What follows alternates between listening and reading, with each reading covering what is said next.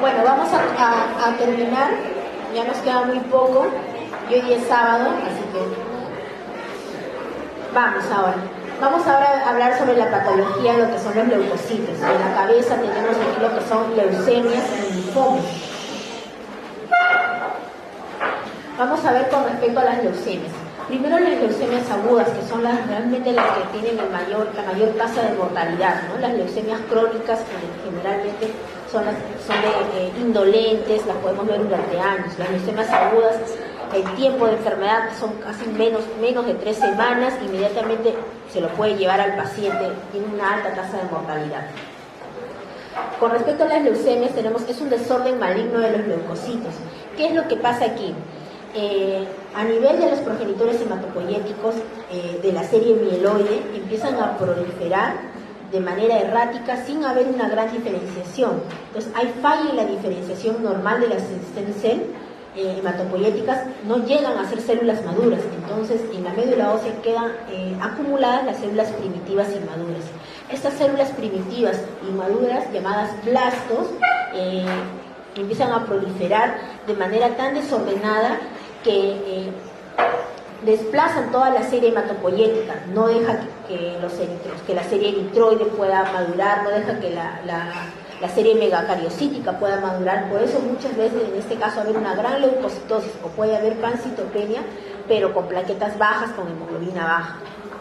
Tenemos dos tipos de leucemias agudas, la leucemia mieloide aguda y la leucemia linfoblástica aguda. Entonces, como definición, según la OMS, es un desorden maligno de la serie mieloide en el cual los blastos, es decir, las células inmaduras, constituyen más del 20% de células en la médula ósea. En este caso, basta que haya más del 20%, es leucemia aguda. Si hay menos del 20%, se puede considerar un trastorno de tipo crónico. Aquí no hay severidad, o sea, el que yo tenga 30% y el que yo tenga 80% no me hace más ni menos severo. Simplemente más del 20% me dice ya que es un proceso agudo. En cuanto a la epidemiología, nosotros vemos generalmente, nosotros trabajamos más con niños, vemos leucemias linfoblásticas agudas, ¿no? La incidencia a partir del año a los 4 años, con un ligero aumento de la incidencia, por ejemplo, en las personas adultas. Tiene un buen pronóstico cuando da en este rango de edad, de 0 a 4 años. A nivel internacional, a esta edad, el 80% al 90% se cura solo con quimioterapia. Sin embargo, aquí la realidad nacional, ese porcentaje es mucho menor, ¿no? Va entre 50 a 60%. En cambio, en la etapa adulta, lo más frecuente es la leucemia mieloide. ¿Y por qué? Justamente en la leucemia mieloide hay más alteraciones genéticas que justamente se dan más con la edad. La mayor incidencia es en la etapa ya adulta y en los adultos mayores, especialmente a partir de los 60. Entonces, este es el gráfico donde nosotros podemos ver justamente cómo la leucemia linfoblástica tiene su mayor pico en los primeros 4 años de vida o hasta los primeros 10 años. Se considera, como les mencionaba, de buen pronóstico hasta los 9-10 años. Pero de ahí se comporta como si se le estuviera dando a un adulto, ¿no? En cambio, la leucemia mieloide aguda se da mucho menos en niños y es más frecuente ya en la etapa adulta y en la etapa especialmente adulta mayor, ¿no? ¿Cuáles son las características clínicas? Primero, la gran infiltración que va a haber en la médula ósea por estas células leucémicas, por estos blastos. Como vemos acá, son células totalmente aberrantes, no tienen forma, son células inmaduras, con nucleolo, no con citoplasma aumentado, en este caso son blastos mieloides, que generalmente infiltran la médula. ¿Qué pasa realmente aquí, no? Como les había mencionado, la stem cell no llega a madurar y se queda proliferando en estadio inmaduro. Otra de las características clínicas, por ejemplo, en la edad adulta, las leucemias mieloides agudas se caracteriza por la infiltración en zonas extramedulares, o sea, no solo es en la médula ósea, sino también puede infiltrar, por ejemplo, aquí a nivel de encías, con una gran hiperplasia gingival, y puede infiltrar a nivel cutáneo. Si ven estas lesiones aquí, son las llamadas leucémides, ¿no? Es la infiltración cutánea justamente estos blastos van a estas zonas, no es el compromiso extramedular que va a tener. Esto se ve más en adultos y por lo tanto en las leucemias mieloides agudas. La infiltración, por lo tanto, ¿qué es lo que me causa? Toda la clínica, ¿no? El dolor óseo. Estos blastos van a infiltrar a la sinovia de las articulaciones provocando el dolor en articulaciones. Los blastos tienen gran afinidad por el sistema nervioso central, con infiltración en meninges, ¿no? Generándose en palea, incluso pueden infiltrar a nivel de pares y nervios craneales. Nosotros, por ejemplo, cuando vamos a ver a los niños, siempre les tenemos que hacer la punción lumbar para ver si ya hay compromiso al debut, cuando si hay infiltración, y eso lo vemos a nivel de líquido cefalorraquídeo. Al evaluar cómo vemos nosotros a un paciente, ¿no? El tiempo de enfermedad, por ejemplo, de los niños es realmente corto, y también en adultos es 2 a 3 semanas nada más. Como les digo, las leucemias agudas, el tiempo de enfermedad es corto. Fiebre, dolor articular, puede haber algún tipo de sangrado o algún tipo de infección. Cuando nosotros lo examinamos a este paciente, hay una linfadenopatía, hay hepatosplenomegalia. En los niños tenemos que evaluar los testículos porque muchas veces compromete a nivel testicular. En adultos tenemos que siempre evaluar porque hay mucho compromiso extramedular, ¿no? La historia corta, como le digo, la historia clínica es muy corta, ¿no? Nunca va a haber un paciente que ha estado 6, 7 meses con baja de peso, sudoración, no, eso más va a dar para linfomas. Para leucemias es muy corta, menos de 3 semanas, con historias de alto catabolismo, sudoración, fiebre, malestar general, falla de algún elemento de la médula ósea, es decir, con fatiga, cansancio, con algún tipo de sangrado, con algún tipo de infección. Si en el caso nosotros tuviéramos un tipo de leucemia especial en donde se genera más coagulopatía, es la leucemia mieloide aguda tipo M3, la promielocítica, que cursa su clínica con lo que es coagulopatía, sangrados, puede debutar con sangrado digestivo, con hemorragia intracraneal. En los niños generalmente no debuta con linfadenopatías, con hepatosplenomegalia. Tenemos que revisar bien también los testículos o infiltración a nivel del sistema nervioso central. Y en los adultos, infiltración en piel o en encías, ¿no? Generalmente las leucemias mieloides agudas. Como les dije, los síntomas básicamente de falla medular van a venir con anemia, neutropenia o con trombocitopenia en los pacientes. El diagnóstico, obviamente tenemos un paciente con esa corta historia de enfermedad, le pedimos un hemograma completo para ver si hay leucocitosis o si hay pancitopenia, un perfil de coagulación para descartar que no sea una leucemia mieloide aguda tipo M3, no una promielocítica. Justamente estos pacientes con leucemia promielocítica, como cursan con coagulopatía, hay mucho descenso del fibrinógeno, siempre tenemos que pedir un perfil de coagulación con fibrinógeno, un perfil de lisis tumoral, en el que incluye justamente la función renal, tenemos que pedir urea, creatinina, electrolitos, ¿no? Sodio, potasio, tenemos que pedir calcio, fósforo, ácido úrico, ¿no? Función hepática importante también. Luego de que nosotros pedimos estos exámenes, vamos ya a corroborar con la parte diagnóstica, ¿no? Nosotros hacemos el aspirado de médula ósea si es que, por ejemplo, no hay leucocitosis. Si el hemograma me viene con 60.000 leucocitos o 100.000 leucocitos, muchas veces ya no es necesario hacer el aspirado, solo le tomo las muestras de sangre periférica. Pero si en la mayoría de casos nos viene con pancitopenia, hacemos el aspirado de médula ósea. El aspirado de médula ósea, dependiendo de la edad, como les comenté, en los niños les podemos hacer en tibia, en la espina ilíaca, posterior superior, derecha o izquierda, y en adultos les hacemos a nivel del esternón. Muchas veces obtenemos muestra, pero otras veces no obtenemos muestra. ¿Por qué? Porque la médula está totalmente infiltrada de blastos y genera, ¿no?, que sea un aspirado seco, lo que nosotros llamamos dry tap, con lo cual ya procedemos a hacer la biopsia de hueso. Cuando nosotros tomamos muestra para aspirado, tomamos 3 frasquitos, 3 muestras y un extendido de lámina periférica. El extendido es donde nosotros vamos a ver a las células, y los otros 3 tubos es para inmunofenotipo, es decir, para darle nombre y apellido a la leucemia. La citogenética, que es para dar pronóstico de la leucemia, porque es lo primero que un paciente nos va a preguntar, o los familiares, ¿no?, cuando le dicen tiene leucemia. ¿Cuánto va a vivir? ¿Se va a curar o no se va a curar? Es lo primero que nos preguntan. Y eso, ¿quién me lo da? La citogenética y los estudios moleculares. Para eso nosotros tomamos esas muestras, para definir pronóstico. El inmunofenotipo. Es muy importante saber, como les había mencionado, la leucemia es la acumulación de blastos, son células inmaduras. Para determinar esas células inmaduras, cada célula en cada estadio de maduración tiene ciertos receptores. En este caso, el blasto, la célula inmadura, tiene receptores de inmadurez CD34, TDT, HLA-DR, que son los tres principales marcadores de inmadurez. Con eso nos dice que es una leucemia aguda. Ahora, nos falta decir si es una leucemia linfoide o mieloide. Para eso también tenemos que utilizar marcadores. Los marcadores de linfoide generalmente son CD19, CD20, CD22. Los marcadores de tipo mieloide son la mieloperoxidasa, CD33, tenemos especialmente CD13, CD33 son marcadores de línea mieloide. Ahora, si es linfoide, determinamos qué es linfoide, tenemos que determinar si es pro-B, pre-B, ¿no? O si es una B madura. También para eso tenemos marcadores especiales. Todo eso es importante para darle el nombre y apellido a la leucemia. Y eso nos va a dar justamente el estudio de inmunofenotipo, que se hace por citometría de flujo. Para eso tomamos una muestra.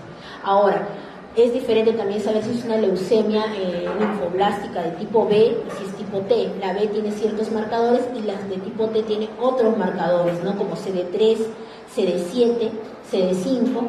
Entonces, para eso es importante nosotros tomar la muestra inmunofenotipo. Nosotros como hematólogos solo podemos ver si son blastos y de manera indirecta ver si son linfoides o mieloides, pero quien nos determina al final es el inmunofenotipo. Luego, como les dije, tenemos que hacer la genética, el cariotipo. Cada tipo de leucemia tiene algún tipo de translocación y esos tipos de translocaciones nos dicen cuál es el pronóstico del paciente. Por ejemplo, en la translocación 821 es característico, es de buen pronóstico en la leucemia mieloide. Una leucemia mieloide que tenga este tipo de translocación me dice que va a responder muy bien a quimioterapia. Hay gran posibilidad de que me responda bien, entre a remisión y pueda curarse. Pero ¿qué tal si tiene una translocación 922, una Filadelfia? Ese paciente ya nos está diciendo que es de mal pronóstico, que va a responder pero con otra medicación más. Y si hay otro tipo de translocación, la 911, que es una translocación realmente muy desfavorable, nos dice que va a ser quimiorrefractario desde el inicio. Entonces sabemos que va a ir mal con la quimioterapia y que ese paciente definitivamente tiene que ir a trasplante de médula ósea casi inmediatamente. O sea, la primera le damos quimio e inmediatamente tiene que ir a trasplante porque no va a responder bien a las siguientes quimioterapias. Para eso es importante el estudio de citogenética, básicamente para determinar pronósticos, saber si el paciente responderá o no a quimioterapia. Hay pacientes que lamentablemente nacen ya cuando, en los pacientes adultos tienen translocaciones totalmente con un pronóstico desfavorable, que a veces ni con trasplante llegan a recaer, les hacen el trasplante y en esa médula nueva vuelve a recaer la enfermedad. Y los estudios moleculares que se hacen por PCR, reacción en cadena de la polimerasa, o por FISH también que se puede hacer, son para determinar específicamente algunos rearreglos genéticos y nos sirve especialmente para hacer seguimiento de la enfermedad. Por ejemplo, la leucemia promielocítica, que es la leucemia mieloide aguda M3, altamente curable actualmente con el ATRA, con el ácido transretinoico.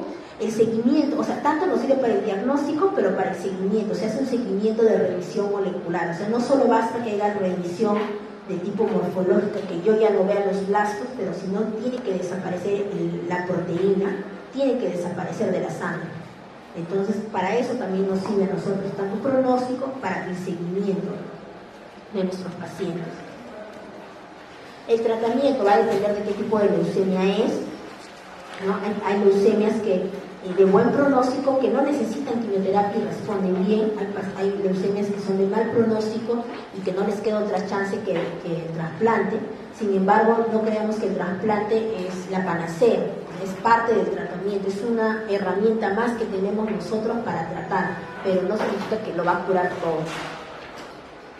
Entonces, un paciente, por ejemplo, que va a recibir quimioterapia, en el caso de una leucemia, tanto leucemia mieloide como linfoide aguda, pasa por 3 etapas. Una etapa de inducción, que es la más importante, porque en esta etapa de inducción se le da con todo al paciente. Si el paciente a esta etapa de inducción no responde, lo más probable es que no responda al resto. Una vez que el paciente responde a la inducción, se le consolida esta respuesta con bloques de quimioterapia y tenemos que ver cómo va su respuesta, ¿no? A lo largo de los bloques que reciban de quimioterapia. Luego pasa ya una etapa de mantenimiento que generalmente es vía oral. Aquí la etapa más importante es la etapa de inducción, como les digo. En la etapa de inducción define todo al paciente. Hay pacientes que responden y hay pacientes que no.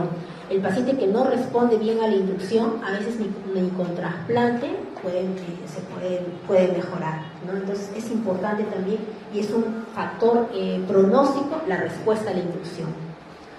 La leucemia mieloide en adultos se trata con este esquema de inducción, 7+3, los 7 días de citarabina en infusión continua con daunorubicina en 3 días. La leucemia promielocítica, que es altamente curable con ácido transretinoico, y la leucemia linfoblástica aguda se trata, ¿no?, con una dosis semanal de vincristina, prednisona, daunorubicina y siempre con profilaxis en el sistema nervioso central. Es decir, damos quimioterapia para proteger al sistema nervioso central vía intratecal.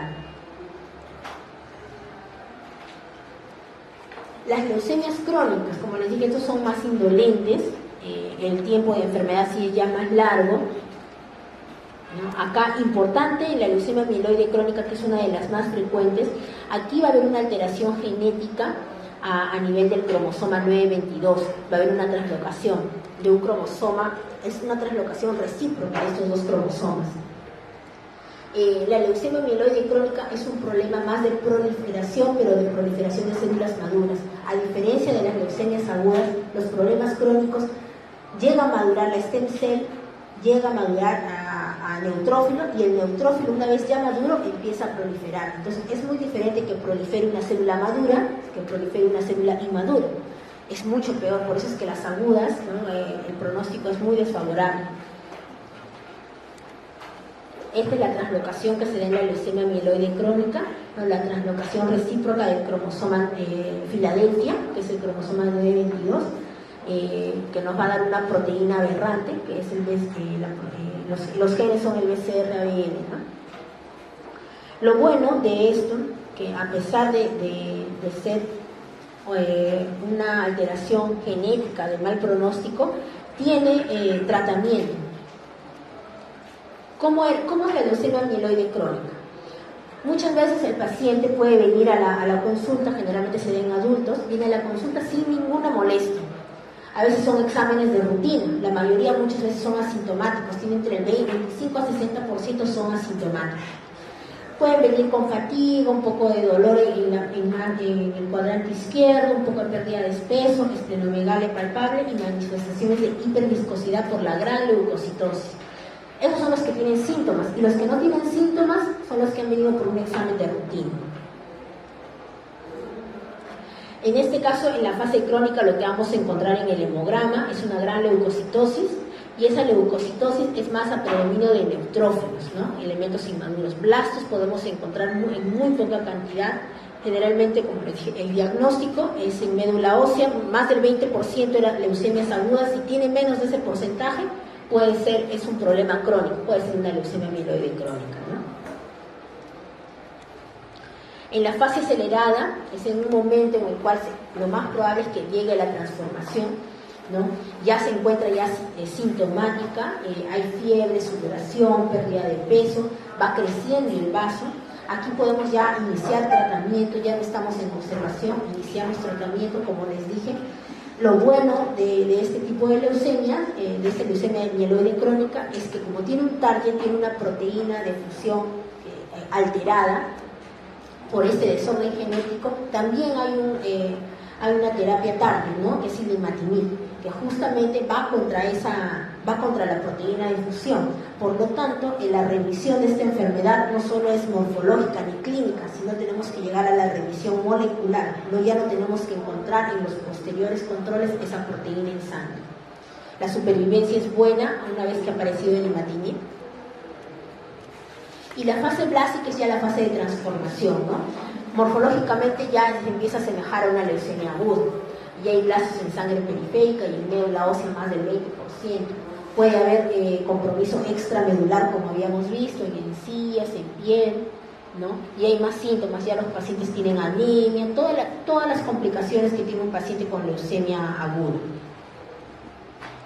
El tratamiento, antes de que exista el imatinib, dábamos quimioterapia, controlamos los leucocitos, pero la quimioterapia que se daba solo era para disminuir la cantidad de leucocitos. Realmente no me reducía ese cromosoma que estaba aberrante, o sea, solo le dábamos tratamiento, matábamos las células, pero no destruíamos al cromosoma Filadelfia aberrante. Lo que hace ahora el tratamiento, lo que hace ahora el imatinib es justamente, ¿no? Nos hace desaparecer a nivel molecular a esta proteína de fusión. Este es el imatinib.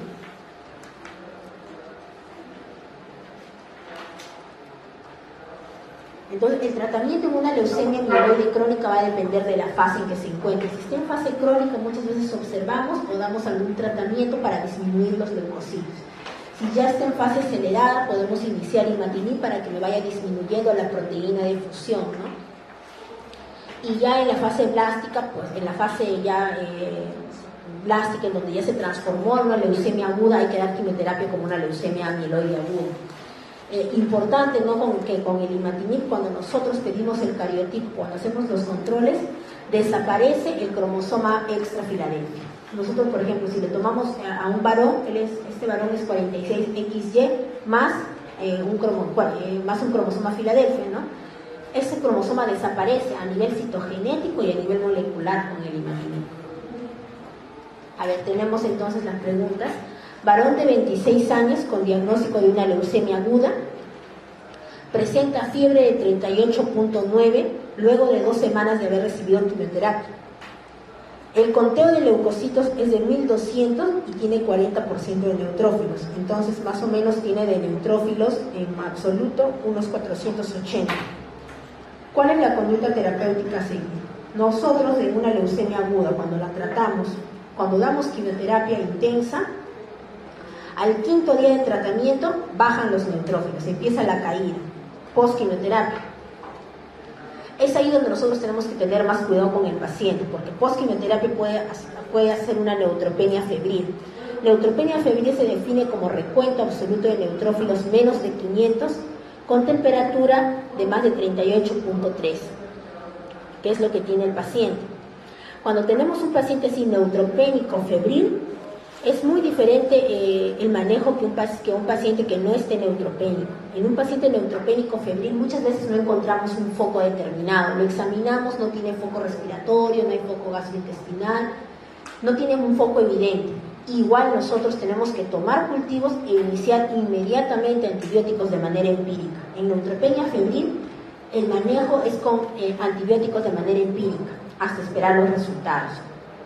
Entonces, tomar cultivos y esperar resultados jamás.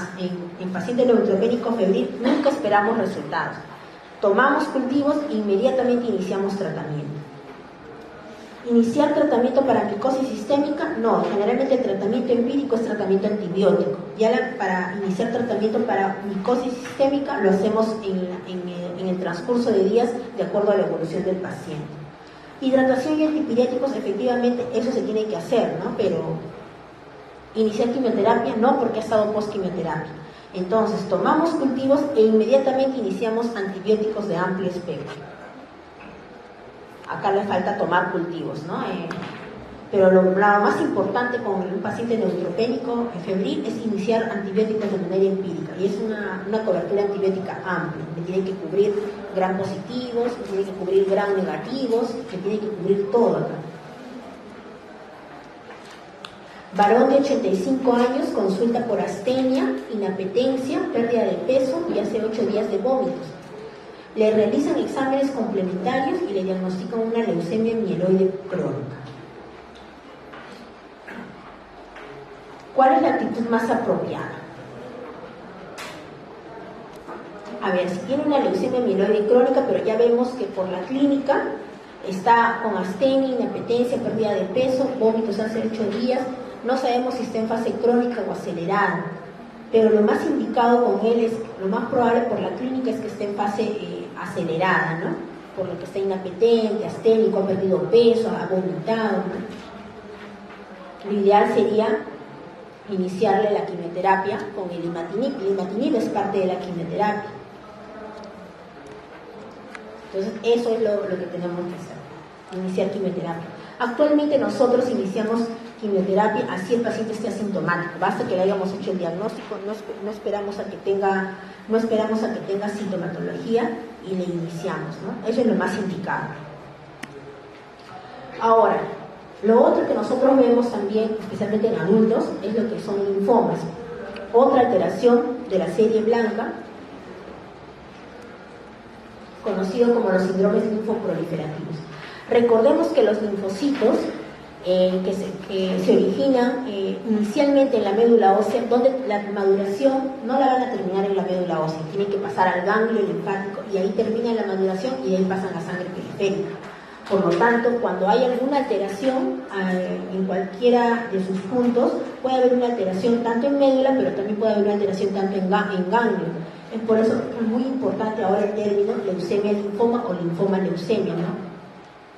En cuanto a los síndromes linfoproliferativos, los más comunes que nosotros hemos visto son los linfomas no Hodgkin. Tenemos también a los linfomas de Hodgkin. Lamentablemente los linfomas no Hodgkin, la mayoría se presenta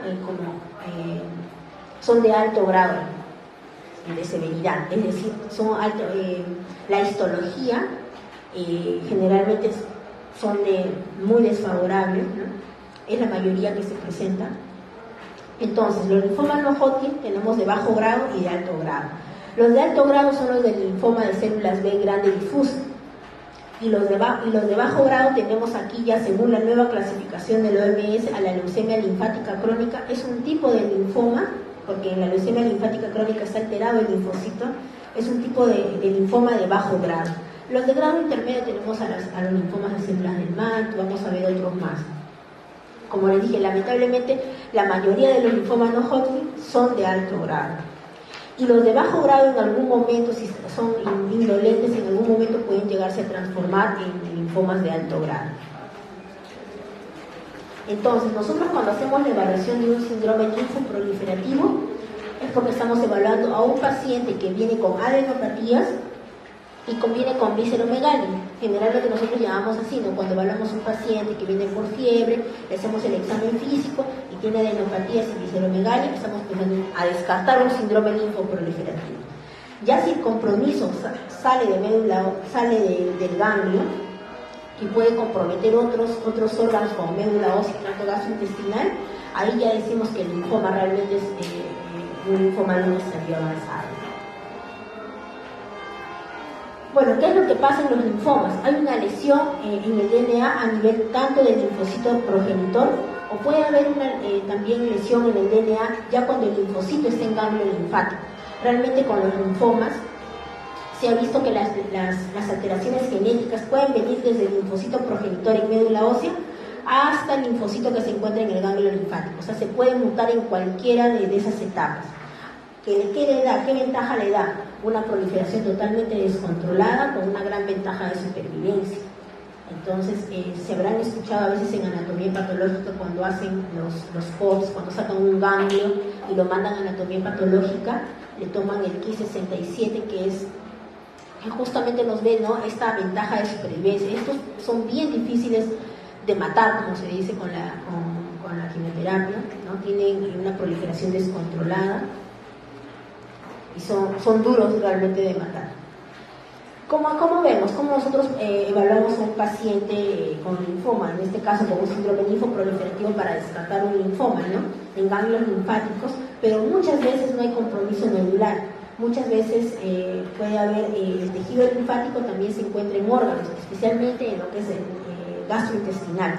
Hemos tenido pacientes, por ejemplo, uno especialmente que vino por una hemorragia digestiva, un señor de 60 años que viene a la emergencia por hemorragia digestiva. Se le hace todo el manejo de hemorragia digestiva y llega a ir a endoscopía. Hay una lesión a nivel gástrico, se le toma la biopsia y sale un linfoma de células B grande difuso, sin tener adenopatía, sin tener visceromegalia ni nada, ¿no? Es porque el tejido linfático también se encuentra en estos órganos. Ya cuando afecta médula ósea, generalmente el paciente con linfoma no va a venir con ninguna citopenia. Puede estar el hemograma tranquilamente normal. Cuando ya el hemograma está alterado, es porque ya el linfoma ya ha infiltrado a médula ósea. Entonces ya está en un estadio avanzado, casi no hay nada por hacer con este linfoma. Erróneamente, muchos en los hospitales nos hacen la interconsulta para que nosotros diagnostiquemos el linfoma. Nosotros no vamos a diagnosticar el linfoma en el aspirado de médula ósea, ni en la biopsia de médula ósea. El linfoma se diagnostica en el ganglio. Si tienes un ganglio, tienes que biopsiarlo. No tenemos que esperar el aspirado. El aspirado es para el estadiaje del linfoma. Como parte ya, una vez diagnosticado, hacemos el estadiaje haciéndole la biopsia, ¿no? Los factores de riesgo. Ya está conocido que los linfomas, prácticamente el factor de riesgo más importante para tener un linfoma es haber tenido una infección viral, ¿no? Especialmente el virus de Epstein-Barr, que está muy relacionado al linfoma de Burkitt, ¿no? El virus de HIV también, asociado a los linfomas asociados a los HIV, que no son virus de Epstein-Barr positivo. Los HTLV, en lo que es el linfoma de células T del adulto. Virus de la hepatitis C, el inmunocitoma, el linfoma mal, el Helicobacter pylori, que ya está ampliamente conocido. Entonces, hay varios agentes, especialmente virus, que están muy relacionados a la etiopatogenia del linfoma, ¿no? Lo que hacen estos virus es dañar lo que es el DNA de los linfocitos. La incidencia por edad de los linfomas no Hodgkin. En la edad pediátrica realmente no tenemos pocos casos de linfoma no Hodgkin, va aumentando, ¿no? A partir de los 45 años, es donde va aumentando la incidencia y se ve más en etapa adulta, ya, en adulta mayor. En cambio, los linfomas de Hodgkin sí tienen, ¿no? Dos picos, ¿no? De incidencia, dos picos altos, ¿no? En personas jóvenes, ¿no? A partir de los 15, 16 años, con pico a los 19 años, ¿no? Toda la etapa de la juventud, y otro pico ya a partir de los 60 años, ¿no? Teníamos el caso de un chico de 19 años también que vino por adenopatías y con fiebre, con síntomas fiebre, sudoración, baja de peso. Se le tomó no tenía citopenias, el hemograma estaba perfecto, se le tomó la muestra, se le hizo la biopsia de ganglio por exéresis. Las biopsias para diagnosticar linfomas tienen que ser por exéresis, no por aguja fina, no se tiene que sacar todo el ganglio y mandar a biopsiar todo. Y bueno, empezó a recibir su tratamiento. Síntomas B, que va para los linfomas de Hodgkin o los no Hodgkin: fiebre mayor de 38 grados, pérdida de peso más del 10% en los últimos 6 meses previos y sudoración nocturna. Es lo que nosotros preguntamos a nuestros pacientes, ¿no? Cuando le hacemos la historia clínica. Grados de malignidad, como les había mencionado, los linfomas no Hodgkin a nivel histológico, la mayoría son agresivos, ¿no? Y a la cabeza tenemos el linfoma difuso de células B grandes. Este tipo de linfoma puede ser de novo, o sea, el paciente debutar con este tipo de linfoma, o haber venido de un linfoma de bajo grado de tipo indolente y de en algún momento haberse transformado, ¿no? Dentro de los agresivos tenemos, aparte del linfoma difuso de células B grande, al linfoma del sistema nervioso central, que es muy agresivo, el linfoma del sistema nervioso central primario, no el metastásico, porque a veces hay linfomas que hacen metástasis al cerebro, pero el primario es totalmente agresivo, y el linfoma anaplásico. Los de bajo grado, que es el 40%, tenemos al linfoma folicular, al linfoma mal, a la leucemia linfática crónica, macroglobulinema de Waldenström. Esos en algún momento pueden transformarse a un linfoma agresivo, ¿no? Con respecto a los linfomas de Hodgkin, ¿no? Tenemos el linfoma de Hodgkin clásico, ya nosotros está ya clasificado básicamente de tipo histológico, el más común y el más frecuente, el de esclerosis nodular, seguido por celularidad mixta, deflexión linfocítica y clásico rico en linfocitos. Obviamente el que tiene mejor pronóstico y el más frecuente es el esclerosis nodular, y el que tiene el peor pronóstico y menos frecuente es el clásico rico en linfocitos. Esos son los linfomas de Hodgkin clásicos, ¿no? También tenemos los linfomas de Hodgkin no clásicos, que son con el predominio linfocítico nodular. Independientemente del tipo de linfoma a nivel histológico, nosotros tenemos que hacer un manejo. Hacemos el diagnóstico en base a una biopsia de ganglios. Si no tenemos ganglios periféricos donde hacer la biopsia, tenemos que buscar ganglios intraabdominales o intratorácicos. A veces en los hospitales es muy difícil que se tome la biopsia de un ganglio, ¿no? Intraabdominal o intratorácico, pues es necesario, es la única manera de hacer el diagnóstico. Luego de que nosotros hacemos el diagnóstico por anatomía patológica, hacemos el estadiaje. Y el estadiaje incluye, ¿no?, hacerle una tomografía, y en los países que se puede se hace un PET scan. Vemos los estadiajes, tanto es igual para el linfoma de Hodgkin y para el linfoma no Hodgkin, ¿no? Estadio 1 es cuando compromete un grupo ganglionar, ¿no?, a nivel supradiafragmático, en un solo lado del diafragma. Estadio 2, dos grupos ganglionares en el mismo lado del diafragma.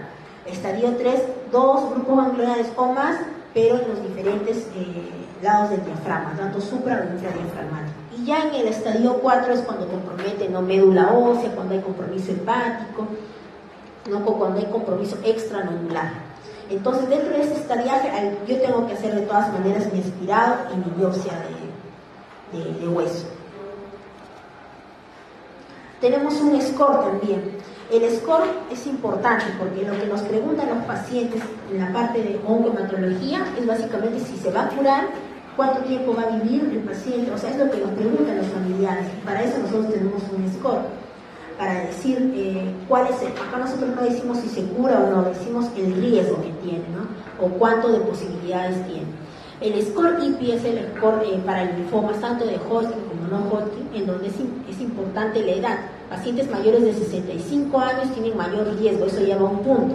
LDH más de 1.5 veces el valor normal también es otro factor de riesgo. El estadio clínico, es decir, el performance, como un paciente va a entrar a tratamiento. Esto se saca con el ECO o el Karnofsky del paciente. Estadio en árbol, que es el estadio, esta estadificación.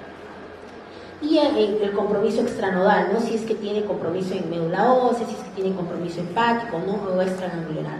Cada uno tiene un puntaje, se dan cuenta, son 5. Entonces, el riesgo bajo es un paciente que no tiene ninguno de esos o tiene un punto, y se le dice que tiene el 73% de sobrevida global a los 5 años, si es que es un riesgo bajo. Si tiene 2 puntos, es un intermedio bajo, tiene el 51% de supervivencia global a los 5 años, todo se trata a los 5 años nada más. Igualmente, si tienes riesgo alto, tiene un 26% de supervivencia a los 5 años. Para eso nos sirve el score pronóstico, ¿no?, para decir cuál es el riesgo del paciente, cuál es el pronóstico, cuánto puede vivir a los 5 años.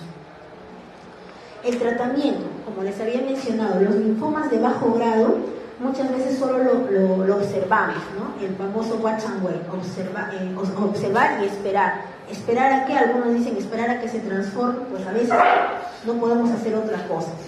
Hay grupos que a veces prefieren tratar cada 3 meses para evitar que en algún momento transforme, pero los estudios no han demostrado que tratando a un paciente con linfoma de grado bajo evitemos que se transforme a agresivo. Algunos, como les dije, dan rituximab cada 3 meses, otros dan quimioterapia a bajas dosis, ciclofosfamida, vincristina y prednisona, para tratar a estos linfomas de bajo grado, pero realmente no ha demostrado que tratándolos a los de bajo grado evitemos que se transformen a agresivos. Los linfomas agresivos, pues ni vuelta que dar, estos sí tienen que ser tratados, ¿no? Hay que darles quimioterapia.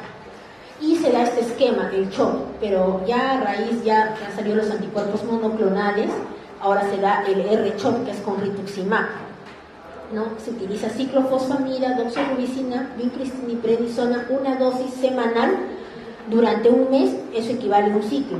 Y de ahí, dependiendo del estadiaje, se puede dar entre 4, 6 a 8 ciclos, ¿no? Y si tiene algún componente extramedular, dar radioterapia.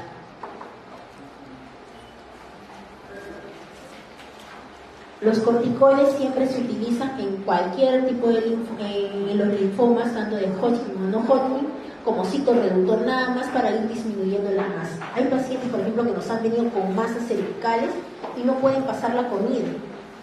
Entonces tenemos que darles primero corticoides, pulso de corticoides, disminuye un poco, lo alivias un poco al paciente para que después pueda tolerar bien la quimioterapia, ¿no? O sea, el tratamiento con corticoides es citorreductor. A veces vienen con adenopatías intraabdominales que los pacientes pues están totalmente, no pueden hacer deposiciones, por ejemplo. Entonces tienes que disminuir esa masa para aliviarlos, ¿no? Básicamente para alivio clínico y luego dar la quimioterapia. El tratamiento para los linfomas de Hodgkin es diferente a lo del linfoma no Hodgkin. Eso se da cada 15 días. El ABVD, que es de primera línea, todo tratamiento tiene primera línea y cuando ya no responde ya se le da una segunda línea de tratamiento, ya hay esquemas para linfomas refractarios, ¿no? Pero yo estoy hablando de las primeras líneas de tratamiento. Cada 15 días se le da este esquema ABVD, que es la doxorubicina, bleomicina, vinblastina y dacarbazina. Los linfomas de Hodgkin generalmente sí debutan con más compromiso extramedular, a veces debutan con compromiso a nivel de la columna vertebral, comprimiendo algún ganglio, tienes que dar radioterapia, a veces antes de iniciar la quimio, dar radioterapia descompresiva, ¿no? Hay algo que está comprimiendo ahí, alguna salida de algún nervio, entonces es necesario dar radioterapia. Y como tercera línea, muchas veces los pacientes cuando ya no responden se les puede hacer trasplante autólogo en los linfomas de Hodgkin, ¿no? Pero no es como tercera línea de tratamiento. Entonces, ¿cuál es la localización más frecuente del linfoma primario o del linfoma no Hodgkin? ¿Cuál es la localización extramedular? Acá faltaría agregar a la pregunta, ¿no? ¿Cuál es la localización extramedular más frecuente del linfoma no Hodgkin? Obviamente, el linfoma es en ganglio, pero si no te da en ganglio, ¿dónde más te da? A nivel, siempre el sistema digestivo es el predilecto del linfoma no Hodgkin. Y del predilecto de todo el sistema digestivo a nivel del estómago. ¿No? Muchas veces hemos encontrado, como les mencioné, el linfoma de células B grande difuso por una biopsia gástrica, ¿no? De un paciente con hemorragia digestiva. La neoplasia, que con mayor frecuencia se asocia a fiebre de origen desconocido, siempre cuando en el estudio de fiebre de origen desconocido del FOD, ¿no? Estudian la parte infecciosa, la parte inmunológica y siempre se tiene que descartar linfoma, ¿no? Hacen un estudio tomográfico, piden tomografías, tórax, abdomen y pelvis para ver si por ahí hay algún tumor. Es parte del estudio de fiebre de origen desconocido. En los linfomas hay que ver lo correcto. A ver, debutan invadiendo la médula ósea. No necesariamente, ¿no? Eso es ya cuando está en un estadio muy avanzado. Si nosotros tenemos alguna adenopatía, si hacemos el diagnóstico de manera precoz, muchas veces no ha afectado médula ósea. Las células de red Stenberg solo se encuentran en la enfermedad de Hodgkin. Es característico de la enfermedad de Hodgkin, pero no se encuentra en la enfermedad solo de Hodgkin. Muchas veces se encuentran de manera reactiva en otras patologías. También podemos verla, por ejemplo, en infecciones por virus de Epstein-Barr, ¿no? O en algunas adenitis reactivas también, pero no, obviamente no con el nombre de red Stenberg, pero es la misma célula, ¿no? O sea, es característica, pero no es patognomónica de la linfoma de Hodgkin. El estadio 2 es cuando afectan dos grupos ganglionares, pero supradiafragmáticos, sí, ya habíamos visto. Los de tipo cutáneo en su mayoría son de estirpe T. El linfoma cutáneo, la mayoría, si es primario cutáneo, es de tipo T. Por ejemplo, el linfoma puede haber metástasis a piel, ¿no?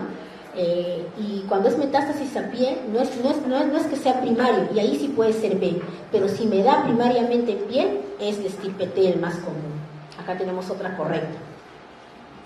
No son sensibles a los corticoides, al contrario, los linfomas sí son bien sensibles a los corticoides. Cuando uno le pone, es increíble el alivio que siente un paciente cuando le pones corticoides. A un linfoma que ha debutado, empiezas a poner pulsos de corticoides, él siente un alivio, bajan las adenopatías,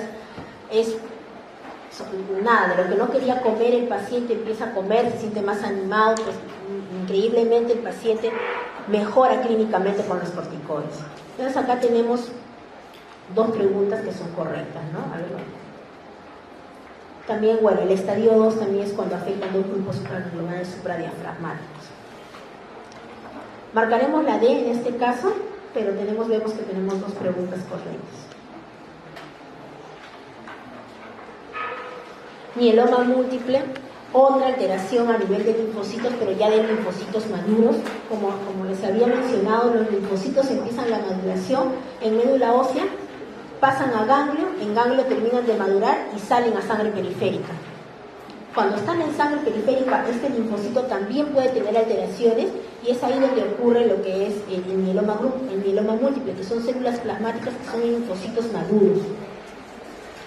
Es un desorden maligno de las células plasmáticas, como les había mencionado, las stem cell. Tenemos a los linfocitos que salen de la médula para madurar en el ganglio linfático. Posteriormente pasan a ser células plasmáticas que van a formar anticuerpos. Si hay alguna alteración a este nivel, empiezan a proliferar las células plasmáticas con gran proliferación de lo que son los anticuerpos, es decir, de sus inmunoglobulinas. La inmunoglobulina está formada por una cadena pesada y dos cadenas ligeras. El mieloma múltiple, lo más característico, se habrán escuchado siempre, ¿no? Un paciente varón, adulto, mayor, que llega a la emergencia con anemia y dolor lumbar, hay que descartarlo siempre mieloma múltiple, ¿no? Paciente varón, generalmente más de 70 años. Como les había mencionado, es el origen de esta neoplasia, es básicamente una célula linfoide B post-centro germinal, es decir, ya pasó la maduración en el ganglio linfático, ya está totalmente madura, produciendo sus inmunoglobulinas, pero en este caso sufre una alteración y es ahí donde empieza a proliferar, ¿no? La secreción de la inmunoglobulina, la mayoría que es IgG, algunos son secretores de IgA o IgM, menos del 1% de esta patología son no secretores, la mayoría son secretores. La clínica, como les había mencionado, paciente varón, que viene con anemia, a veces puede venir con falla medular, puede venir con algún tipo de infección.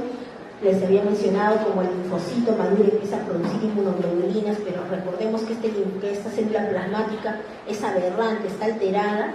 Por más inmunoglobulina que produzca, no la produce de manera adecuada, no es útil, no es funcional, por lo tanto de todas maneras va a haber una alteración a este nivel, una paresia inmune.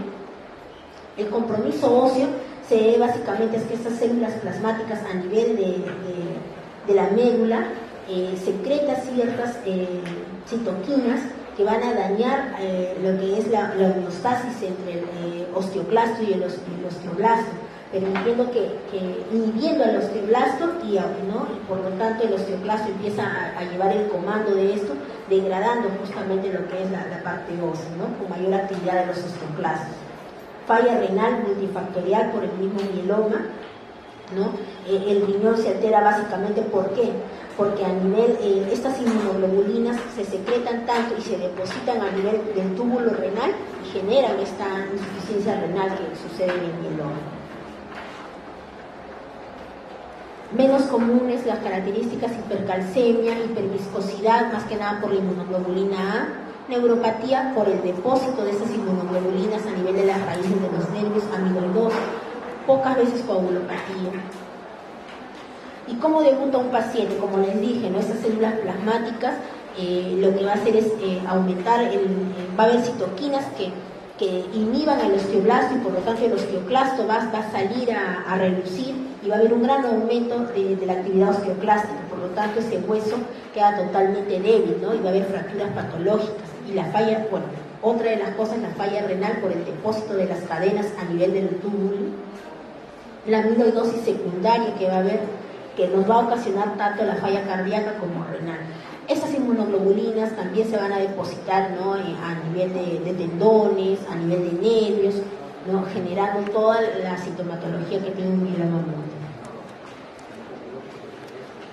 Entonces, como les mencioné, las células plasmáticas empiezan a aumentar, proliferando más la inmunoglobulina, que va a hacer una paraproteína monoclonal patológica, porque por más inmunoglobulina que produzca estas células plasmáticas, no van a ser funcionales, van a ser monoclonales, van a ser aberrantes. El mieloma múltiple, el más frecuente, la inmunoglobulina que secreta es la inmunoglobulina G, el 60%, la segunda es la inmunoglobulina A. Otras de las cadenas ligeras, acordémonos, está formada por cadena pesada y cadena ligera. Las cadenas ligeras son entre 15 a 20% y son lo que nosotros encontramos en la orina la proteína de Benson-Jones son las cadenas ligeras, ¿no? Actualmente ya no se hace el examen de Benson-Jones, sino de frente dosamos cadena ligera. Criterios diagnósticos en mieloma múltiple: tenemos que hacer el dosaje, ¿no?, de la paraproteína anómala, ¿no? Tenemos que hacer justamente esto, que para la inmunoglobulina o la paraproteína anómala tiene que ser diagnosticada en suero o en orina. Le hacemos aspiradas en médula ósea y tenemos que ver células plasmáticas clonales en más del 10% en médula ósea. Y obviamente el daño en órgano blanco, el famoso CRAP, ¿no? El CRAP que nos indica hipercalcemia, falla renal, anemia y lesiones óseas. Esa es la clínica del mieloma múltiple para nosotros poder recordar. Surbellosio, muchas veces lo pedimos dentro de nuestro diagnóstico para ver las lesiones osteolíticas en sacabocado. También pedimos resonancia magnética de columna vertebral. Así no tenga daño neurológico, tenemos que pedirle, porque a veces hemos encontrado plasmocitomas comprimiendo esa zona, ¿no? El tratamiento, como es una neoplasia de células B, también recibe quimioterapia. La quimioterapia está hecha a base de corticoides, talidomida y bortezomib, que es lo que se utiliza actualmente desde el 2008 y ya está como terapia de primera línea.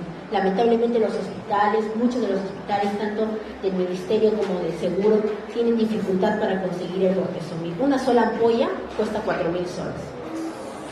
Entonces, imagínense, son varios ciclos de tratamiento. Es muy difícil que los pacientes puedan recibir bortezomib.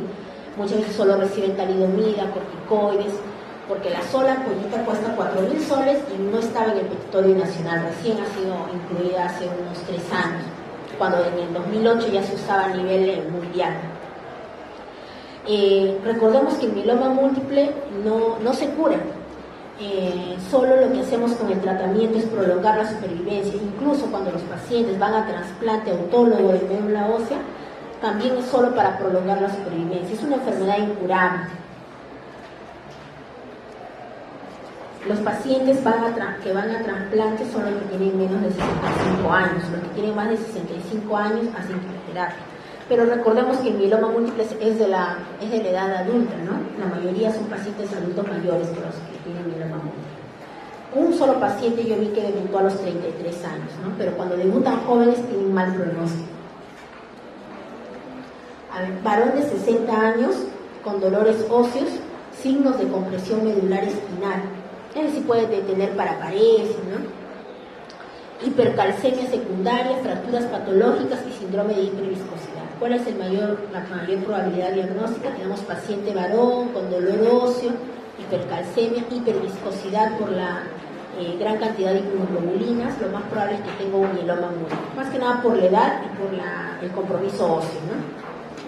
Importante siempre ver que en el mieloma múltiple, recordar que hay que siempre descartar lo que es el compromiso medular espinal. Estos pacientes pueden debutar con plasmocitomas también. Ahora, veamos lo que son los... veamos esta pregunta que se nos ha entrometido ahí. ¿Cuál debe ser el conteo de plaquetas antes de la cirugía? Se nos ha entrometido una pregunta de plaquetas. Pero bueno, en lo que es para un procedimiento quirúrgico, por ejemplo, que es lo que nos llaman por las interconsultas. El paciente tiene plaquetas menos de lo normal y tiene que hacerse una endoscopía o tiene que hacerse una cistoscopía. ¿Cuánto debe ser el recuento de plaquetas? Para todo procedimiento, ya sea endoscópico, quirúrgico, biopsia hepática, lo que tengas que hacer, más de 50.000 plaquetas es más que suficiente para entrar a un procedimiento quirúrgico, excepto en 2 condiciones: neuroquirúrgico y oftalmológico. Para eso sí necesitamos 100.000 plaquetas. Todo lo que sea neuroquirúrgico, 100.000 plaquetas le damos pase nosotros para que entre a cirugía. O oftalmológico, lo que tengan que entrar a nivel de oftalmo, también más de 100.000. Todo lo demás puede entrar con 50.000, pero ya conocemos a los cirujanos, ya conocemos a los anestesiólogos, ellos no quieren entrar con más de 50.000, pero la guía nos dice que un paciente con más de 50.000 ya puede entrar a cualquier procedimiento quirúrgico, ¿no? Acá, bueno, está mal, es más de 50.000. 50.000 y 100.000 para procedimientos quirúrgicos. para neuroquirúrgico y oftalmológico. Veamos ahora lo que son trastornos de la coagulación.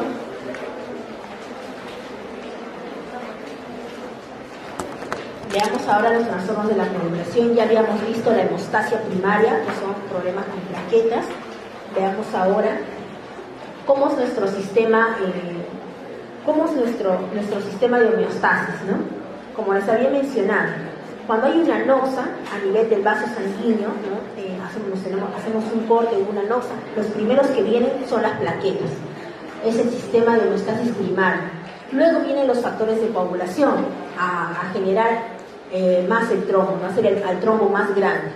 Luego viene nuestro mismo sistema, una vez que ya se solucionó la anoxa, ya generamos el trombo, evitamos el sangrado, viene el sistema fibrinolítico para poder destruir, ¿no? Ese trombo que está hecho de fibrina y plaquetas. Entonces, este sistema tiene que estar bien equilibrado, tiene que tener un buen balance. Si nosotros tenemos un desbalance por aquí o por allá, o nos provoca sangrado o nos provoca trombosis. Entonces, aquí es donde nosotros tenemos que ver bien que las plaquetas, perfil de coagulación y nuestro sistema fibrinolítico estén funcionando correctamente.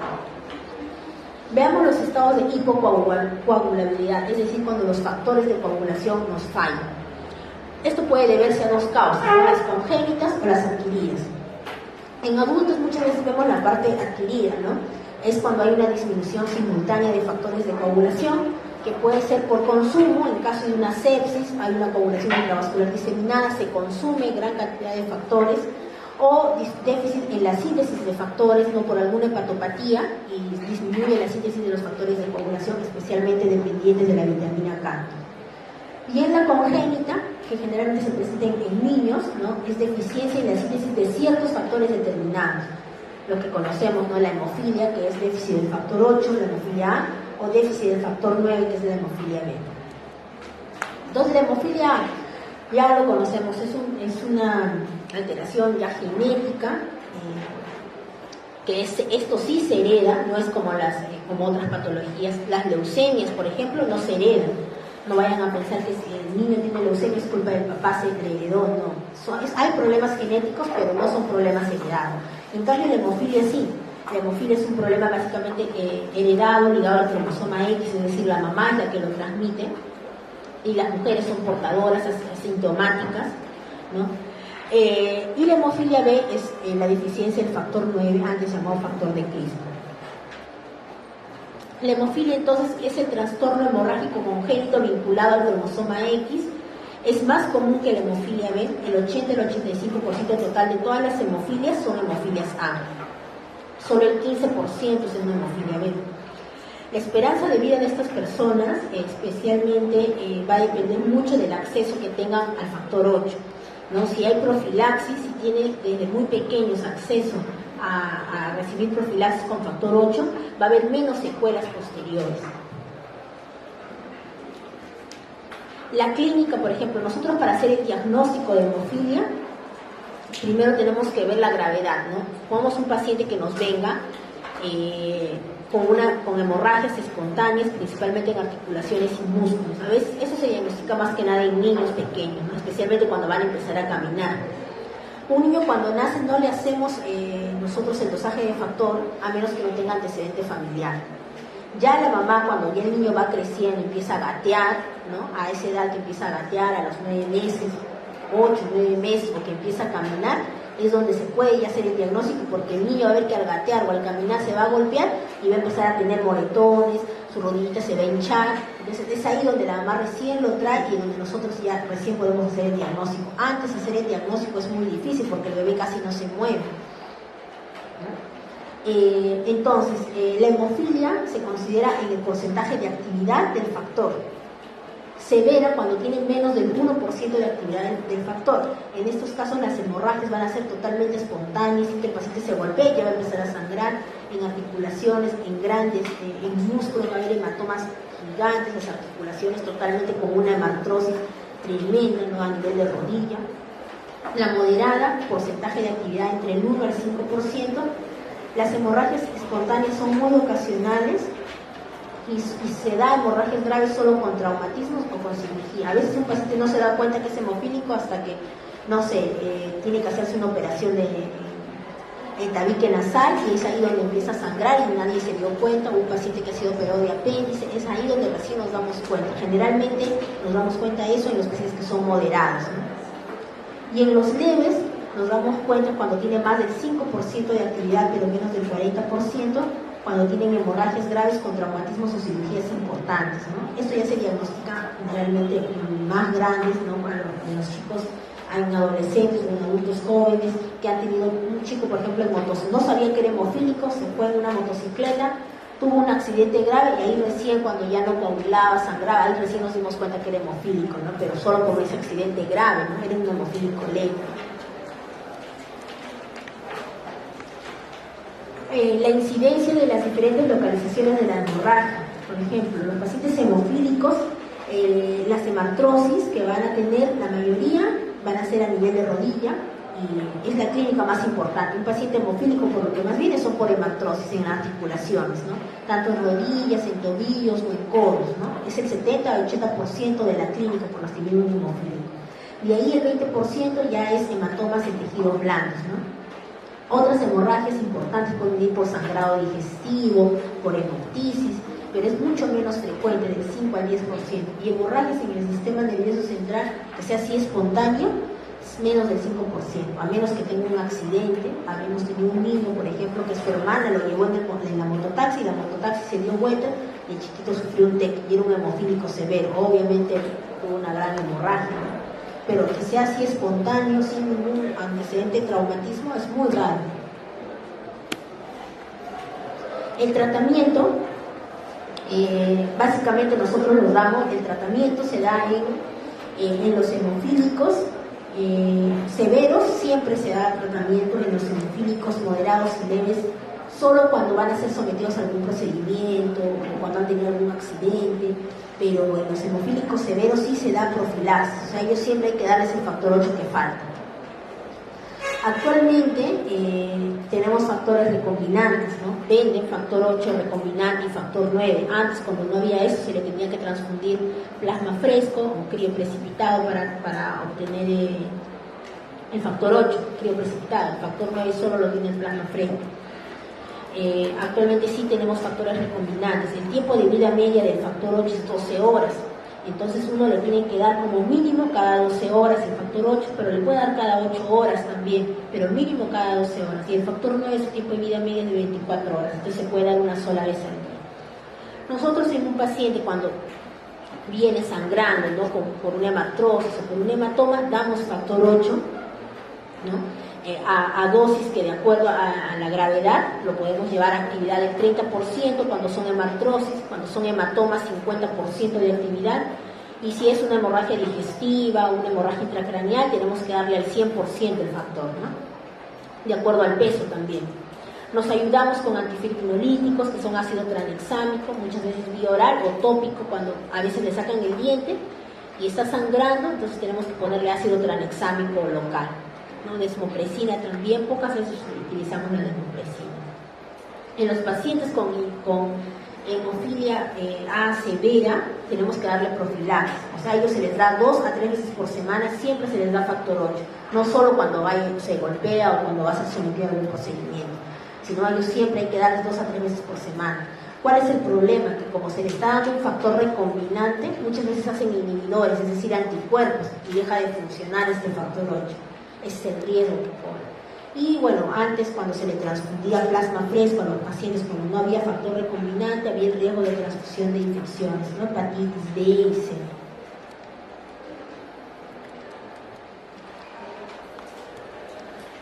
En las adquiridas, como les había dicho, ya vimos a las congénitas.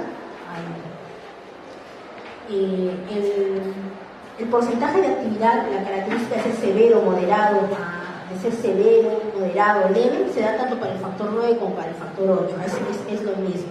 La única diferencia es que el factor 9 se da cada 24 horas y el factor 8 cada 12, pero de ahí todo es igual, o sea, el mismo tratamiento, o sea, se le tiene que dar recombinante, se maneja de la misma manera los dos tipos de hemofilia, solo cambia el factor que se le va a dar. En las coagulopatías de tipo adquiridas, Muchas veces se da, como les había mencionado, por disminución simultánea de varios factores en caso de una sepsis, en donde hay gran consumo de factores de coagulación, en caso de alguna hepatopatía, en donde haya déficit de síntesis de los factores dependientes de la vitamina K, o a veces nosotros creamos de manera artificial estados de hipocoagulabilidad cuando tenemos trombos y queremos diluir esos trombos, entonces generamos con medicamentos estados de hipocoagulabilidad. ¿Con qué medicamentos generamos eso? Con la heparina o con la warfarina. Con las heparinas tenemos acá, por ejemplo, la heparina no fraccionada y las heparinas de bajo peso molecular. Son las que más utilizamos. Las heparinas no fraccionadas, por ejemplo, se utilizan mucho en los pacientes posoperados cardíacos que recién han hecho un stent, por ejemplo, y necesitan que esa zona no se trombose. Entonces le damos heparinas no fraccionadas a infusión para que se mantenga libre esa zona, ¿no? Vemos aquí que lo más importante aquí es el bloqueo del factor 10. Siempre va a ser así, o sea, lo importante es bloquear el factor 10. Ya cuando el paciente esté estable y ya no necesita recibir heparina no fraccionada después de la cirugía o después de una trombosis que haya tenido y que tenemos que manejarla de manera intensa, ya podemos utilizar heparinas de bajo peso molecular, ¿no? Que también lo más importante aquí es el bloqueo del factor 10. Las heparinas no fraccionadas se controlan por medio del TTPA, ¿no? El tiempo de tromboplastina en un perfil de coagulación. Siempre tenemos que tener el monitoreo mientras esté en infusión cada 30 minutos, luego ya podemos ir cada hora y dependiendo de cómo ve el paciente, ya cada día mientras vaya recibiendo heparina no fraccionada. Con la heparina de bajo peso molecular, que es la enoxaparina, por ejemplo, no tenemos que hacer ningún control del perfil de coagulación porque no lo altera. En caso de que nos pasemos la mano, por ejemplo, en un paciente que está posoperado de cateterismo, que le han hecho, supongamos, un cateterismo, ¿no? Le ponemos heparina no fraccionada y la dosis, por algún motivo, ¿no?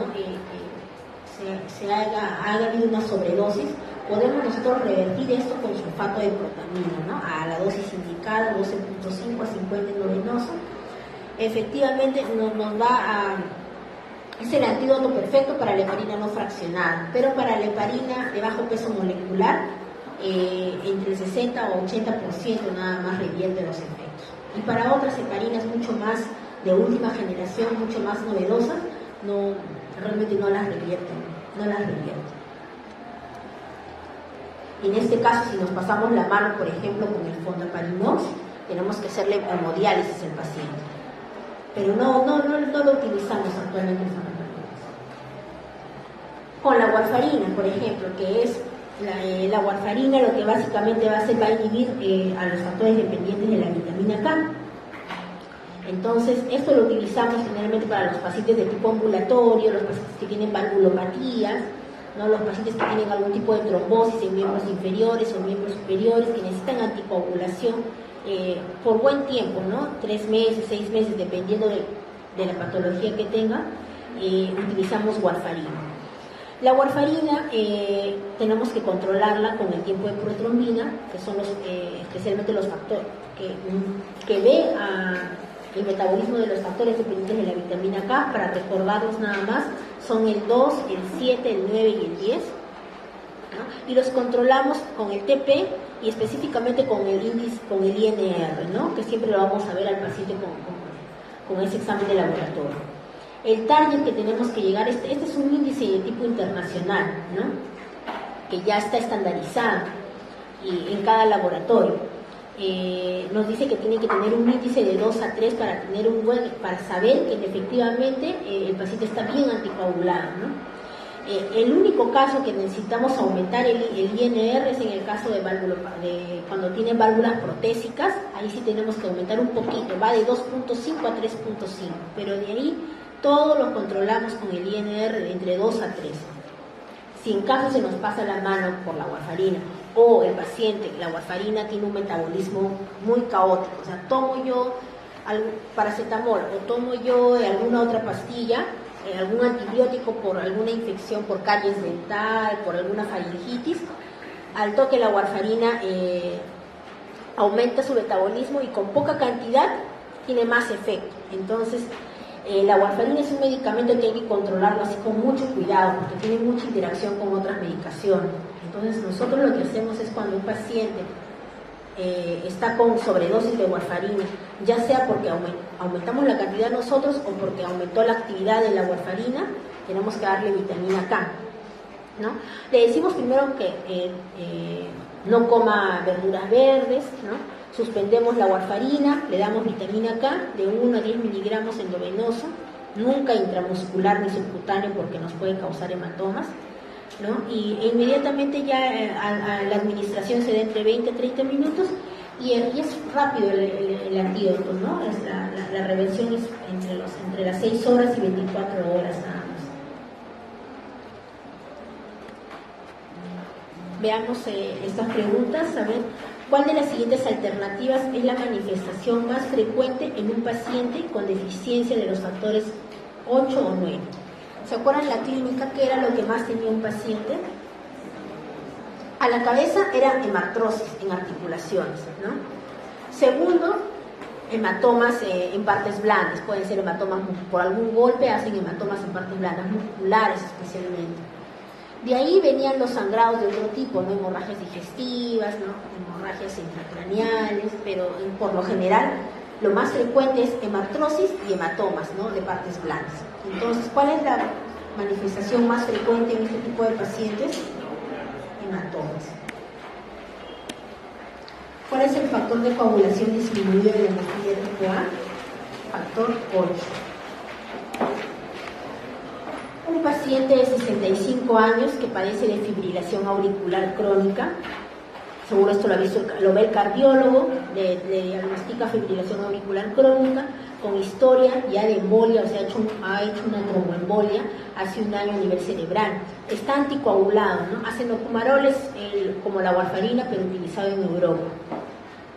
También se controla con INR. ¿Qué actitud entre las siguientes es la más adecuada?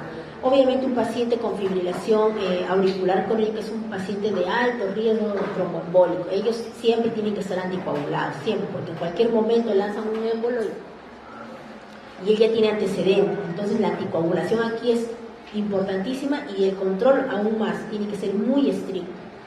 Entonces, ¿cómo tenemos que mantener? Aquí básicamente nos preguntan cómo tenemos que mantener el INR. Como habíamos dicho, todas las patologías se manejan igual, cualquier tipo de trombosis, cualquier cardiopatía, todo se tiene que manejar con un INR entre 2 y 3, excepto las válvulas protésicas. Si nos dicen ahí que el paciente tiene una válvula aórtica o una válvula mitral, eso sí tiene que tener el índice de INR más elevado, ¿no? Entonces aquí, ¿cuál es la respuesta? Mantener el INR entre 2 y 3, ¿no? El uso de aspirina con anticoagulación se ve más que nada en los posoperados, en los que han tenido posoperados de algún tipo de cardiopatía, ¿no? Los que le han hecho algún stent, los que han hecho cateterismo. En estas patologías se utiliza más la aspirina, pero no en la fibrilación auricular crónica.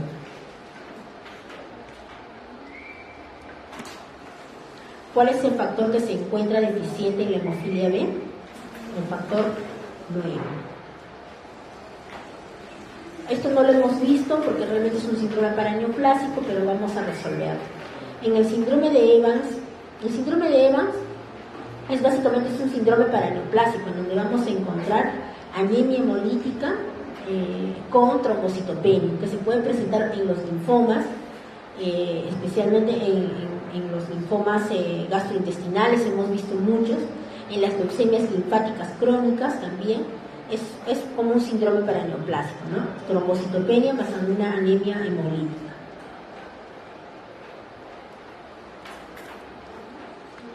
En la sobredosis de heparina, el efecto heparínico se controla con, acordémonos, sulfato de protamina. Bueno, hasta aquí hemos llegado. Vamos a resolver las preguntas del examen de acá de su test. ¿Tienen alguna duda?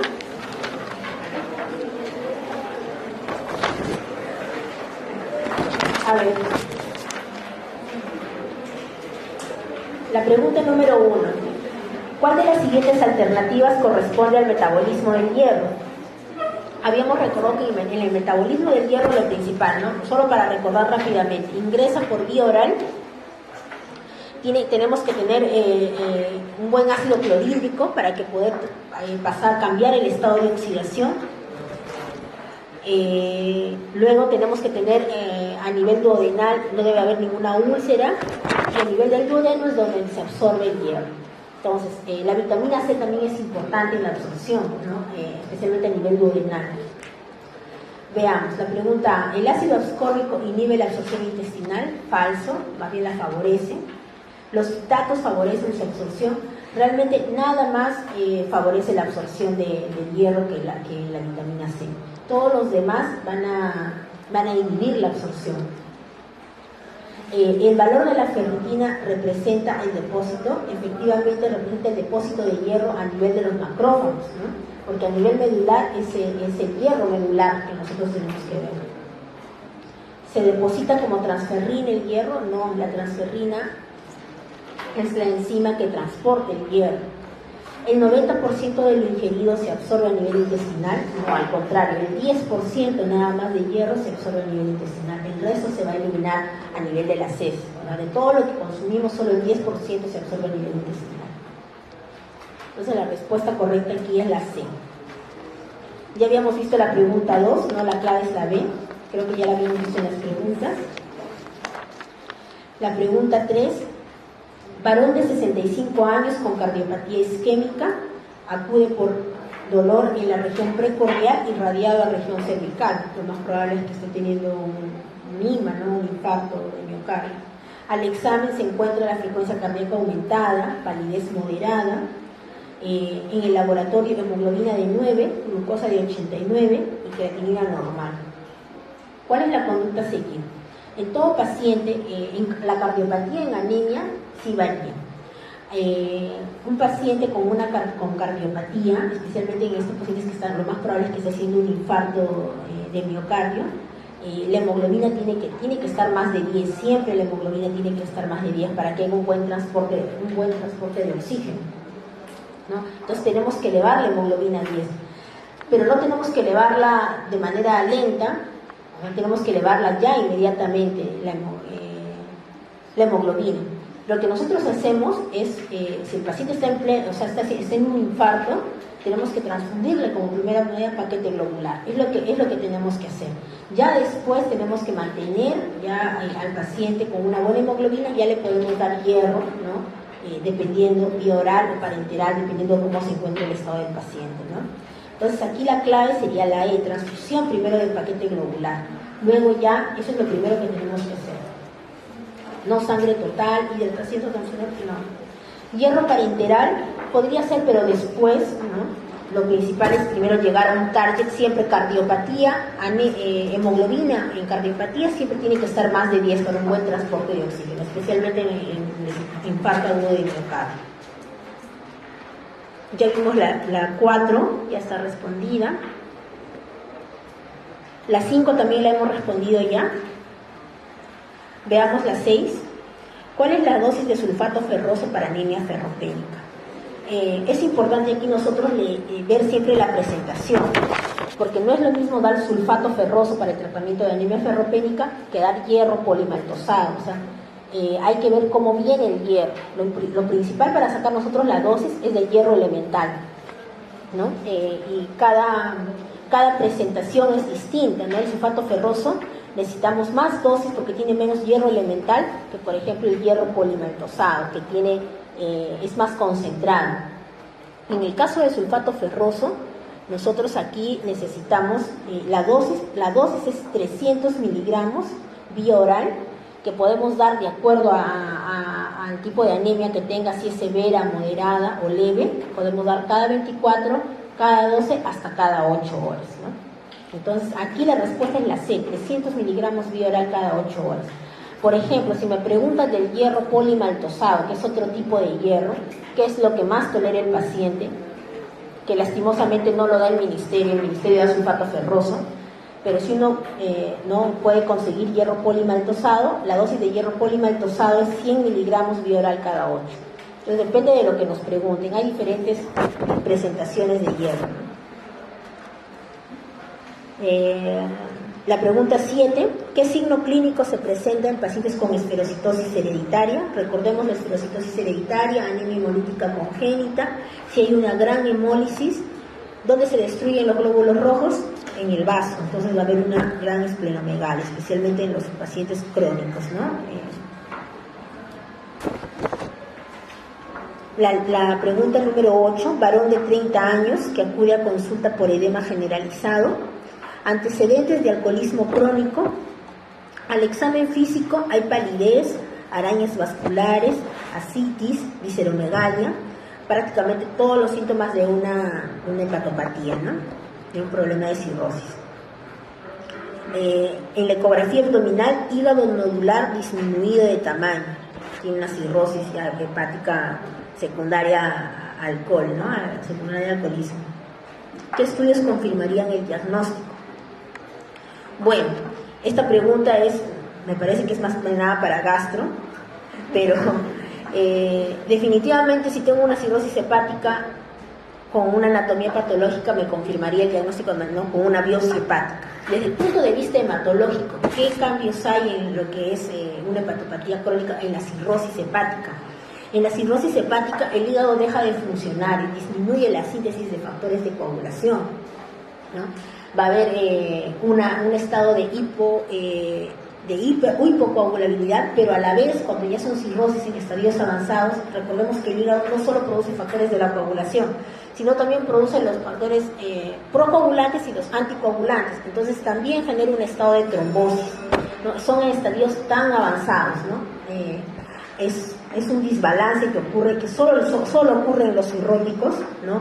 Esos estados procoagulantes y los estados anticoagulantes, porque el hígado es el que produce todo. La albúmina empieza a disminuir la albúmina, por eso el paciente está con edema generalizado, ¿no? Tiene palidez, arañas vasculares, tiene ascitis, pues tiene todo el problema de una cirrosis hepática, ¿no? Entonces, desde nuestro punto de vista, desde el punto de vista hematológico, nosotros tenemos que ver la parte de coagulación. Entonces pedimos un perfil de coagulación y quien nos ayude a ver los factores de coagulación dependientes, ¿no? de la vitamina K, nos podría dar el tiempo de protrombina, que ese es el punto de vista hematológico. Pero si me piden qué estudios confirmarían el diagnóstico de la cirrosis, pues sería una biopsia hepática, ¿no? Acá, bueno, la respuesta acá nos han dado la C, que sería desde el punto de vista hematológico, que sería parte para complementar más el estudio de un paciente cirrótico. La pregunta 9,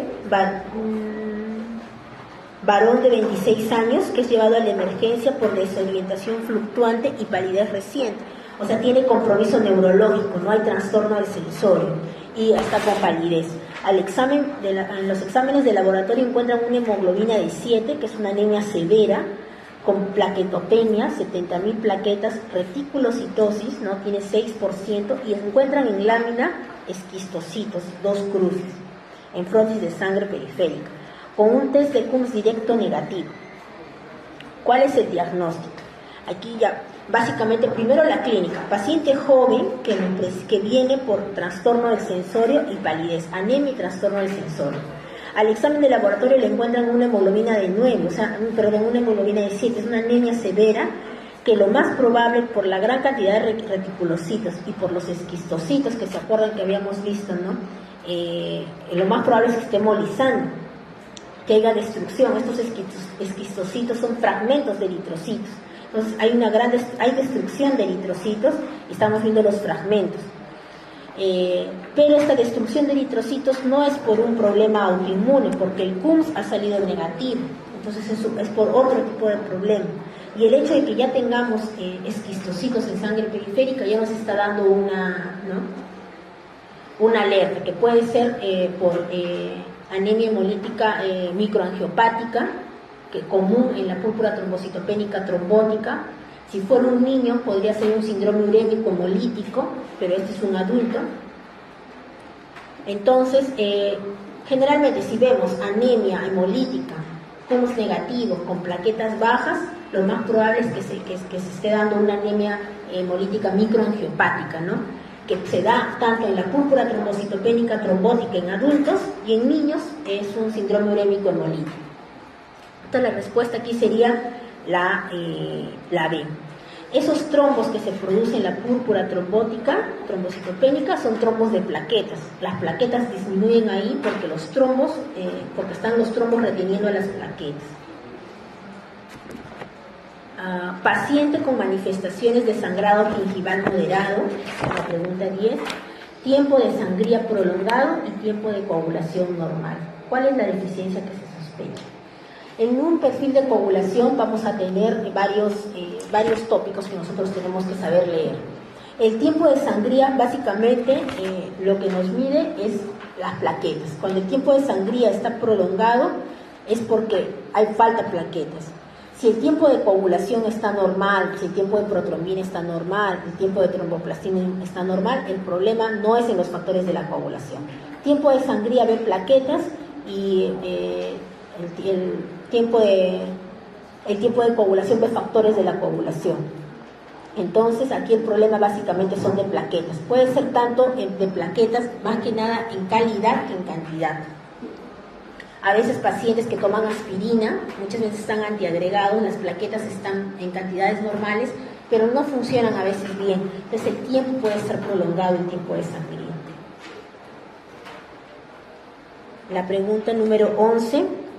¿Cuál es la reacción adversa más frecuente en los tratamientos con heparina? Especialmente en las heparinas no fraccionadas está lo que llamamos la trombocitopenia inducida por heparina.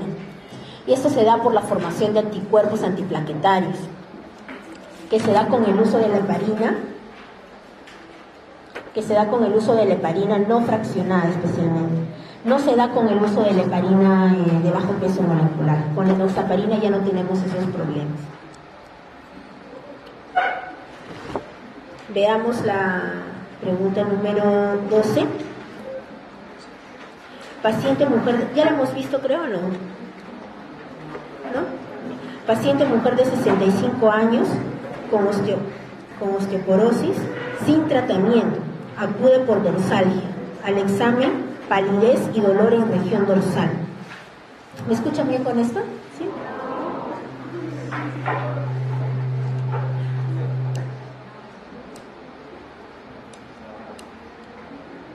A ver, ¿ahora? ¿Sí? Ya. Mujer de 65 años con osteoporosis sin tratamiento, acude por dorsalgia al examen. ¿Me escuchan? ¿Sí? A ver. ¿Y sin micro? ¿Mejor? Ya. Mujer de 65 años con osteoporosis sin tratamiento que acude por dorsalgia. Al examen encontramos palidez y dolor en región dorsal.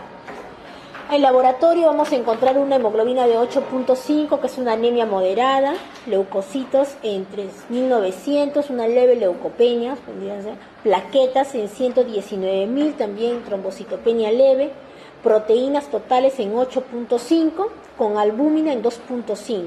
Por lo tanto, las globulinas la tenemos en 6, ¿no? Calcio en 13 y creatinina en 1.8. Una de las características que nosotros podemos de manera, cuando un paciente que nos llega, ¿no? Especialmente paciente mayor, que nos llega con anemia, con problemas a nivel óseo, ¿no? Con dolor óseo, osteoporosis, fracturas patológicas, al ver nosotros su hemograma, y si tiene alguna citopenia, anemia o leucopenia, pedirles también, ¿no? Justamente este perfil hepático. La relación de albúmina-globulina, normalmente nosotros tenemos más albúmina que globulinas, ¿no? Pero en este caso las proteínas totales van a estar aumentadas a predominio de globulinas, ¿no? Y con un calcio que nos está dando a entender que el metabolismo, que hay una gran actividad de los osteoclastos, ¿no? Con una gran hipercalcemia y con problemas todavía de riñón, ¿no? De 1.8 de creatinina. ¿Cuál es el diagnóstico más probable? Haciendo unidad clínica, ¿no? Paciente mayor, con problemas óseos, con anemia, con hiperglobulinemia, con proteínas elevadas, con hipercalcemia, prácticamente tiene todo el CRAP, ¿no? Toda la sintomatología de mieloma múltiple. Ya vimos la pregunta 13, la letra es la B, el estudio del ganglio comprometido. La pregunta 14, paciente que presenta astenia, pérdida de peso, fiebre y adenopatías múltiples, ¿no? ¿cuál es el diagnóstico más probable? Bueno, no nos dicen qué tipo de paciente es, pero asumimos que por las características clínicas tiene un síndrome linfoproliferativo, ¿no? Adenopatías múltiples, pérdida de peso, incluso con algunos síntomas B. Lo más probable es que este paciente tenga un tipo de linfoma, no sabemos linfoma, leucemia, pero de ahí especificar que es un linfoma de células B, un linfoma de células T, tendríamos que tener, pues con la clínica es imposible hacer ese diagnóstico, ¿no? Eso solo se hace con anatomía patológica. La respuesta es, lo más probable es que tenga un linfoma, pero no sabemos si es células B o T, eso no lo podemos hallar clínicamente, esto no lo da la clínica, ¿ya? Aquí han marcado la respuesta, han dado como respuesta la A, pero realmente no podemos determinar eso, ¿no? Quedamos como linfoma nada más. A ver, ante la sospecha clínica de déficit de hierro, esto ya lo saben, ya tanto hemos hablado del hierro. Ante la sospecha clínica de déficit de hierro, ¿qué datos analíticos, además del hemograma, se tienen que valorar para establecer el diagnóstico de certeza? ¿Qué le van a pedir? Si como médicos internistas, supongamos, no van a mandar al hematólogo interconsulta hematología para... Ustedes pueden ir pidiéndole, ya nos mandan con los resultados, ya listo. Pedimos siempre una ferritina, una transferrina y un índice de un hierro sérico también, ¿no? Hierro siempre es ferritina, hierro sérico, transferrina y saturación de transferrina. ¿Quién tiene más completo acá? La B, aunque le falta la transferrina.